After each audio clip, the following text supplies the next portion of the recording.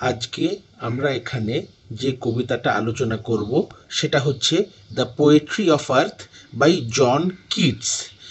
জন কিটসের লেখা কবিতা দ্য পোয়েট্রি অফ আর্থ। আচ্ছা, এই পোয়েট্রি অফ আর্থ মানে পৃথিবীর কবিতা। পৃথিবীর কবিতা বলতে জন কিটস কি বোঝাচ্ছেন? পৃথিবীতে প্রকৃতির যে আওয়াজগুলো, পাখির ডাক, হাওয়ার শব্দ ইত্যাদি, এই যে আওয়াজগুলো, এই আওয়াজগুলোকেই উনি পৃথিবীর গান, পৃথিবীর মিউজিক বলছেন, আর সেটাকেই হয়তো উনি পোয়েট্রি অফ আর্থ বলে বোঝাতে চেয়েছেন। আমরা এবার কবিতাটার মধ্যে চলে যাব, দেখা যাক উনি কি বলেছেন। The poetry of earth by John Keats. The poetry of earth is never dead. পৃথিবীর কবিতা কোনোদিন শেষ হয়ে যায় না। When all the birds are faint with the hot sun, যখন সব পাখিগুলো তাদের প্রায় মূর্ছা যাওয়ার মতো অবস্থা হয় এই প্রখর সূর্যের তাপে, and hide in cooling trees, আর সেগুলো শীতল গাছের ছাওয়ায় পাখিগুলো লুকোতে চেষ্টা করে। A voice will run from hedge to hedge, তখন একটা আওয়াজ যেন দৌড়ে বেড়ায় একটা ঝোপ থেকে আর একটা ঝোপে। About the new moon mid, ওই যেখানে নতুন শস্য কেটে রাখা হয়েছে সেখানে তারা যেন দৌড়ে বেড়ায়। That is the grasshopper, এই আওয়াজটা এটা একটা ফড়িংয়ের। ফড়িং, that is the grasshopper. He takes the lead in summer luxury, গ্রীষ্মের সময় সে লাক্সারি করার ব্যাপারে যেন নেতৃত্ব দেয়। He has never done with his delights, এর আনন্দ যেন কখনো শেষ হয় না। For when tired out with fun, কারণ যখনে ক্লান্ত হয়ে পড়ে মজা করতে করতে, he rests at ease beneath some pleasant weed, তখনে বিশ্রাম নিয়ে নেয়, আরাম করে নেয় কোনো সুন্দর আগাছা, কোনো যেখানে তার খুব ভালো লাগে এরকম কোনো একটা আগাছার তলায় এ একটু বিশ্রাম করে নেয়। তাহলে দেখো, সূর্যের প্রখর তাপে যখন পৃথিবীতে আর কোনো কিছু বেরোতে পারে না বাইরে, এমনকি পাখিরা, যে পাখিরা আকাশে উড়ে বেড়ায়, সেই পাখিগুলো যখন সূর্যের প্রখর তাপ সহ্য করতে না পেরে তারা নিজেদের শীতল ছায়ায়, কোনো গাছের শীতল ছায়ায় তারা নিজেদের বাসায় চলে আসে। সেই রকম সময় কিন্তু একটা আওয়াজ, ফড়িংয়ের আওয়াজ, সেই আওয়াজ একটা ঝোপ থেকে আর একটা ঝোপে লাফিয়ে বেড়ায়। মানে ফড়িং খেলা করে বেড়ায়, আনন্দ করে বেড়ায়, সে নেতৃত্ব দেয় গ্রীষ্মের সময় লাক্সারিতে। কখনোই তার এই আনন্দ শেষ হয়ে যায় না। যখন সে টায়ার্ড হয়ে পড়ে, সে কি টায়ার্ড হয় না? নিশ্চয়ই টায়ার্ড হয়, কিন্তু টায়ার্ড বা ক্লান্ত সে বর্ষার প্রখর, বর্ষা বলছি, সে গ্রীষ্মের প্রখর তাপে ক্লান্ত হয়ে যায় না। সে ক্লান্ত হয়ে যায় কিসে? সে ক্লান্ত হয়ে যায় আনন্দ করতে করতে, লাফালাফি করতে করতে, তার এত মজা হয়। এই যে প্রথম 8 লাইন, এই 8 লাইন হচ্ছে অক্টেভ এই কবিতাটার। এই অক্টেভে কবি গ্রীষ্মের কথা বলেছে এবং কি করে গ্রীষ্মের প্রখর তাপে জীবনের জয়গান থেমে থাকে না। ফড়িং জীবনের জয়গান এই পৃথিবীতে গেয়ে চলে, গ্রীষ্মকে বলে দেয় যে তোমার হাতে আমরা হার মানব না, সেই কথা কবি এখানে বলেছে। তাহলে গ্রীষ্মের তাপে কিন্তু জীবনের জয়গান থেমে যাবে না, জীবন তার জয়গান গেয়ে চলবে। শুধু কি গ্রীষ্ম, শীতকাল কি নয়? এইবার আমরা তার পরের যে 6 লাইন পড়ব, শেষ স্টেট, সেই 6 লাইনে কবি শীতকালের কথা বলেছেন। দেখা যাক শীতকালে কি করে জীবনের জয়গান চলে। The poetry of earth is seizing never, পৃথিবীর কবিতা কখনো থেমে থাকে না।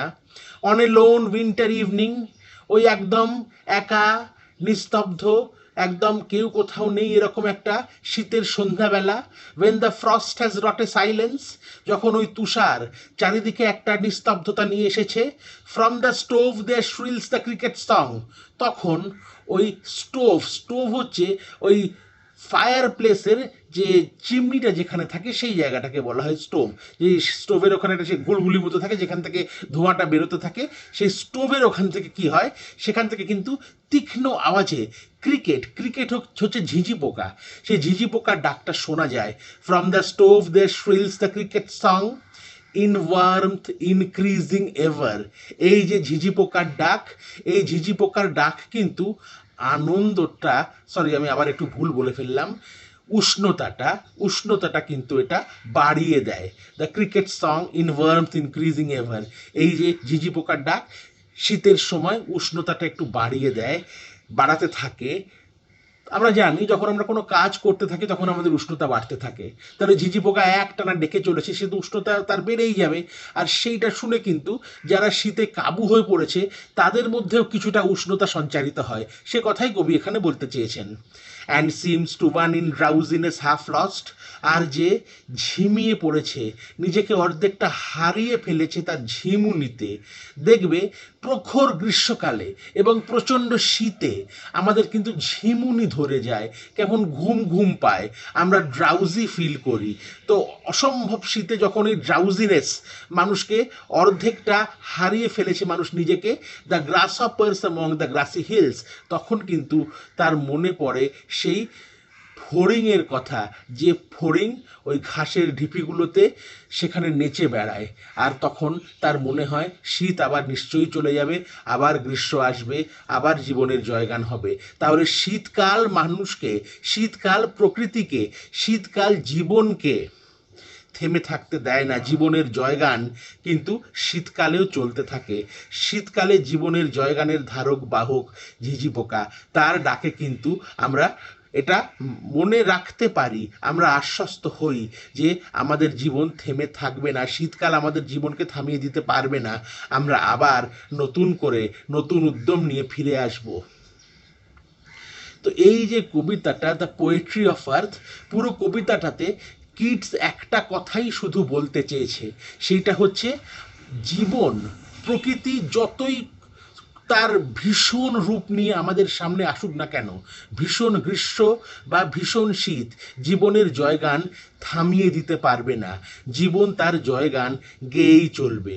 এই কথা এই কবিতাতে কি সেখানে বলতে চেয়েছেন। একটা জিনিস যেটা খুব ভালো করে দেখতে হবে, সেটা দেখো কি অসম্ভব এখানে এই কবির পাওয়ার অফ অবজারভেশন, কত খুঁটিয়ে তিনি দেখেছেন প্রকৃতিটাকে। গ্রীষ্মকালে যখন কেউ বেরোতে পারছে না, তখন যে ফড়িং উড়ে বেড়াচ্ছে, এটা দেখার জন্য তো কবিকে বেরোতে হয়েছে, তাই না? This is romanticism. গ্রীষ্মকালে কি জীবনের জয়গান থেমে যাবে, এই প্রশ্ন হয়তো কবির নিজের মনে এসেছিল, তাই সে কিন্তু দেখে ফেলেছে যে গ্রীষ্মকালে জীবনের জয়গান থামে না। আবার শীতকালের ক্ষেত্রেও ব্যাপারটা এক। কবি কত সুন্দর, কত নিখুঁতভাবে নেচারকে অবজার্ভ করেছে, এটা আমাদেরকে এখানে কিন্তু দেখতেই হবে। রোমান্টিক কবিতা এটা একটা জন কিটসের। এই রাইম স্কিমটা দেখো দেয়া রয়েছে, A B A B A B, sorry ভুল বললাম আবার আমি একটু, A B B A CDE CDE. তাহলে এই কবিতার rhyme scheme A B B A CDE CDE, অক্টেভটা হচ্ছে এ বি বি এ আর সেস্টেট হচ্ছে সিডিই সিডিই। এটা একটা পেট্রার্কান সনেট, রোমান্টিক কবিতাটা একটা পেট্রার্কান সনেট। দেখো এখানে অক্টেভে কি বোঝানো হয়েছে, অক্টেভে বোঝানো হয়েছে the natural music of the earth and the celebration of life in extreme summer through the joyful activities of the grasshopper. আর সেস্টেটে কি বোঝানো হয়েছে, the natural music of the earth and the celebration of life in extreme winter through the song of the cricket. তাহলে জীবনের জয়গান থেমে থাকবে না, পৃথিবীর কবিতা কখনো থেমে যাবে না। যতদিন পৃথিবী থাকবে এ পৃথিবীতে জীবনের জয়গান চলতে থাকবে। কিটসের কবিতার মাধ্যমে এই আমাদের কাছে মেসেজ। যদি তোমাদের এই কবিতাটা ভালো লেগে থাকে আর যদি তোমরা এর মানেটা বুঝতে পেরে থাকো, তাহলে প্লিজ আমার চ্যানেলটাকে তোমরা লাইক করে দিও আর একটু সাবস্ক্রাইব করে দিও। খুব বেশি সাবস্ক্রিপশন যদি আমি পেয়ে যাই, তাহলে আমি তারপরে লাইভ ক্লাস নিতে পারবো এখানে, সেটাই আমার এক লক্ষ্য। আর তোমাদের যা কিছু প্রশ্ন সেটা তোমরা এখানে কমেন্ট করো, তোমাদের কমেন্ট বক্সে তোমাদের যে কোনো প্রশ্নের উত্তর আমি নিশ্চয়ই দেওয়ার চেষ্টা করব। অনেক ধন্যবাদ। আমার আজকের ভিডিও আমি এখানেই শেষ করছি।